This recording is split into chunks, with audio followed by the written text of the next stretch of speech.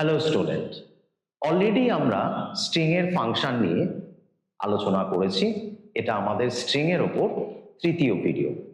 আজকে আমরা পরবর্তী কয়েকটি ফাংশন নিয়ে আলোচনা করব, স্ট্রিং ফাংশন, যেটা স্ট্রিং এর মধ্যে কাজ করে। দেখা যাক। সবার প্রথম আসছে ইজ ডিজিট। এই ফাংশনটির মাধ্যমে আমরা যাচাই করতে পারি যে পার্টিকুলার একটা স্ট্রিং এর মধ্যে কোনো ডিজিট এর অস্তিত্ব আছে কি নেই। নেক্সট আমরা যেটা আছি ইজ লোয়ার। কোনো একটা স্ট্রিং এর মধ্যে লোয়ার ক্যারেক্টারের অস্তিত্ব আছে কিনা এটা যাচাই করার জন্য এই ফাংশনটি ইজ লোয়ার ব্যবহার করা হয়। ইজ আপার একই রকম ভাবে পার্টিকুলার একটা স্ট্রিং এর মধ্যে কোনো আপার কেস বা ক্যাপিটাল কেস কোনো ক্যারেক্টারের অস্তিত্ব আছে কিনা সেটা যাচাই করার জন্য কিন্তু ইজ আপার ব্যবহৃত হয়। ইজ স্পেস কোনো একটি ক্যারেক্টার স্ট্রিং এর মধ্যে কোন রকম কোনো ব্ল্যাঙ্ক স্পেস বা হোয়াইট স্পেস মানে কোনো ধরনের কোনো স্পেসের অস্তিত্ব আছে কিনা সেটা যাচাই করার জন্য এই ইজ স্পেস কথাটি ব্যবহৃত হয়। Is strip. আইএস স্ট্রিপ কথাটি কখন ব্যবহার করি আমরা? কোনো একটি পার্টিকুলার ক্যারেক্টার স্ট্রিং এর শেষের দিকে কোনো ব্ল্যাঙ্ক স্পেস আছে কিনা বা কোনো স্পেশাল ক্যারেক্টার আছে কিনা এটা যাচাই করার জন্য ইজ স্ট্রিপ ব্যবহার করে থাকি। আর এই স্ট্রিপ কখন ব্যবহার করি আমরা? কোনো একটা স্ট্রিং এর প্রথম দিকে ব্ল্যাঙ্ক স্পেস বা স্পেশাল ক্যারেক্টার কোনো ক্যারেক্টারের অস্তিত্ব আছে কিনা সেটা যাচাই করার জন্য এই ফাংশনটি ব্যবহার করা হয়। নেক্সট আমরা আসছি স্ট্রিং। কোনো একটি স্ট্রিং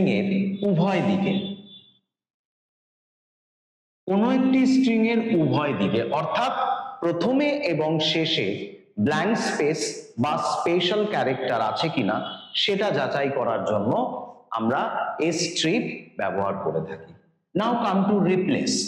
রিপ্লেস হচ্ছে কোনো একটি স্ট্রিং এর মধ্যে পার্টিকুলার কোনো একটা পজিশনের কোনো একটা ক্যারেক্টারকে চেঞ্জ করার জন্য এটি ব্যবহার করা হয়। ফর এক্সাম্পল SANJAY, এটাকে আমরা কনভার্ট করলাম SANJOY।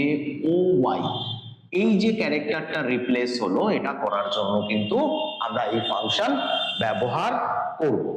Next comes to join. Join কি করে? পার্টিকুলার কোনো একটা স্ট্রিং, ফর এক্সাম্পল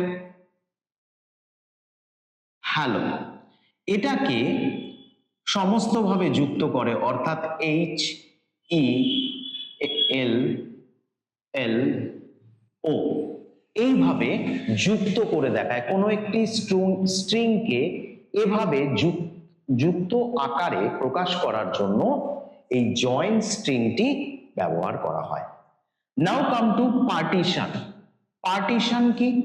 পার্টিশন দুটো একটা কমপ্লিট স্ট্রিংকে আলাদা আলাদা করার জন্য পার্টিশন কিন্তু ব্যবহৃত হয়। পার্টিশন ফাংশনটি সেই ক্ষেত্রে ব্যবহৃত হয়। অর্থাৎ একটি স্ট্রিং আছে, তাকে আলাদা আলাদা দুটো পার্টে পার্টিশন করা হলো। ফর এক্সাম্পল সঞ্জয় সাহা, তো পার্টিশনের পর যেটা দাঁড়ালো কমা সাহা, অর্থাৎ এই টোটাল স্ট্রিংটাকে আলাদা আলাদা করে দেওয়া হলো। নাও কামস টু স্প্লিট। স্প্লিট কি করে?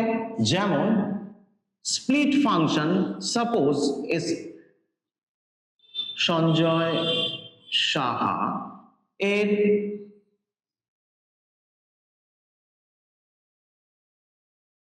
এইভাবে স্প্লিট করে আলাদা আলাদা ভাবে দেখায়। অর্থাৎ স্প্লিট ফাংশন কোনো একটি স্ট্রিংকে আলাদা আলাদা লাইনে স্প্লিট করে দেয়।